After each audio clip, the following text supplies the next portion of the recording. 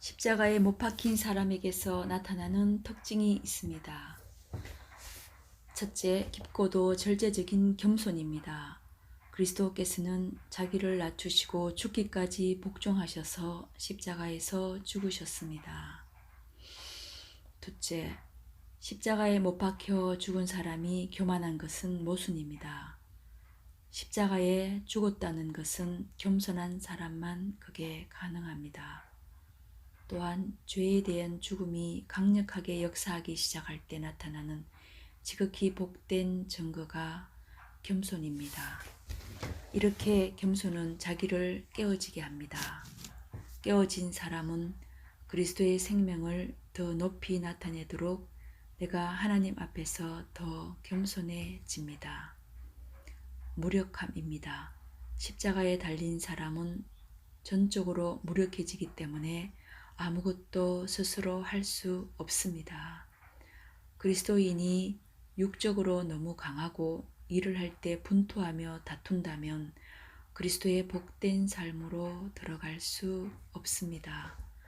그러나 나는 십자가에 못 박힌 사람이다. 나는 전적으로 무력하다. 모든 생명의 호흡과 힘이 내 주 예수님으로부터 나와야 한다.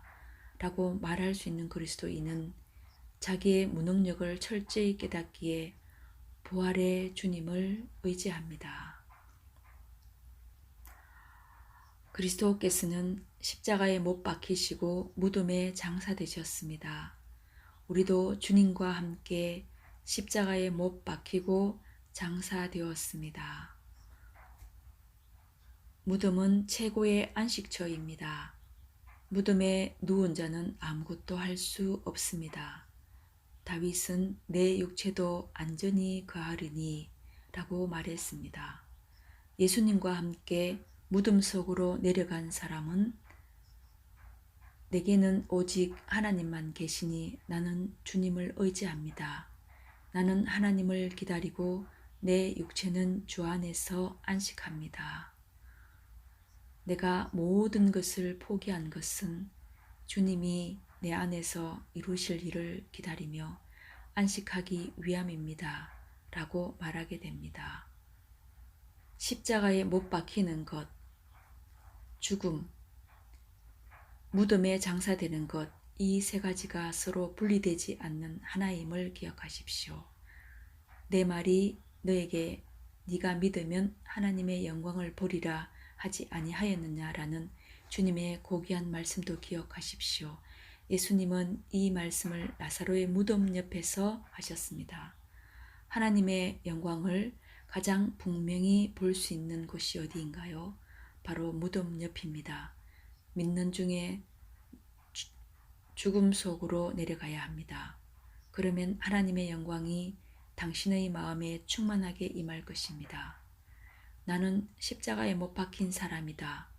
비록 내 안에는 죄밖에 없지만 십자가에서 죽으시고 다시 사신 그리스도께서 내 영혼의 생명이시다.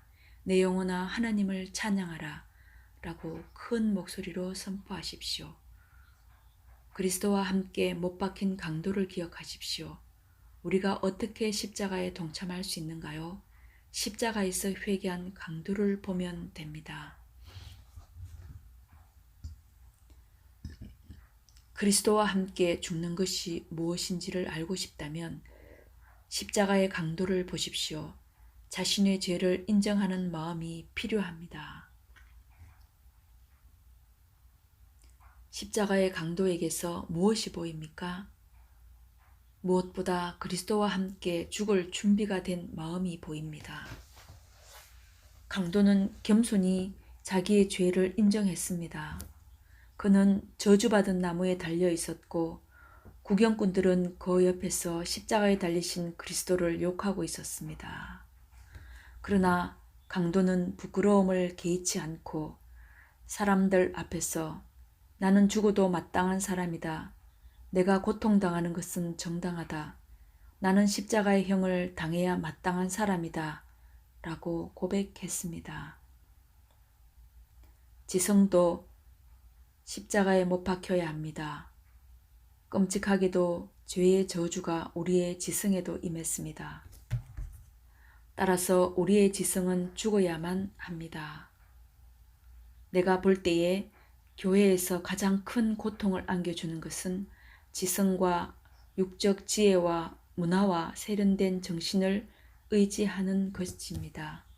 세상의 영들이 교회 안으로 들어왔기 때문에 신자들은 자신들의 지혜와 지식을 사용하여 복음을 전하겠다고 났습니다. 하지만 그들의 노력은 오히려 복음에서 십자가의 흔적을 제거하는 결과를 낳을 뿐입니다.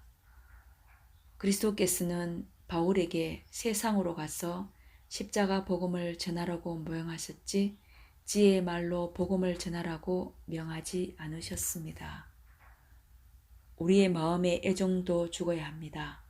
어머니를 향한 자식의 사랑은 지극히 아름답지만 이런 본능적 사랑은 성화되지 못한 사랑입니다.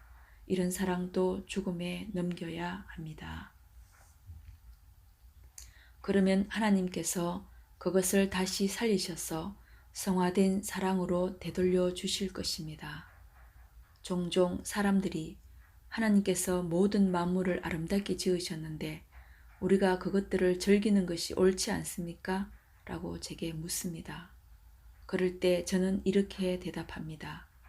그렇습니다. 하지만 우리는 하나님이 지으신 모든 것이 선함에 감사함으로 받으면 버릴 것이 없나니 하나님의 말씀과 기도로 거룩하여 지미니라 라는 말씀을 기억해야 합니다.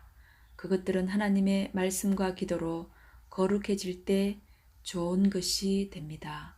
그래서 늘 잊지 말고 우리의 애정도 말씀과 기도로 거룩하게 해야 합니다.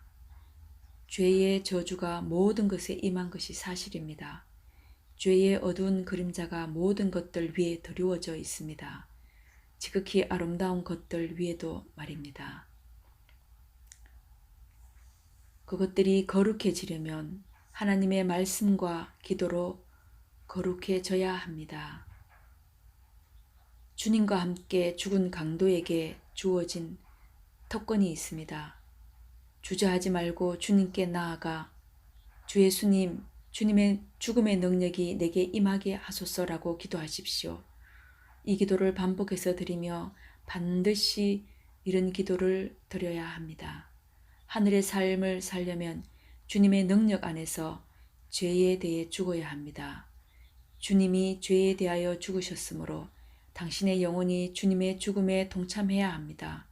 주님이 이 놀라운 일을 이루시도록 예수 그리스도를 영접해야 합니다.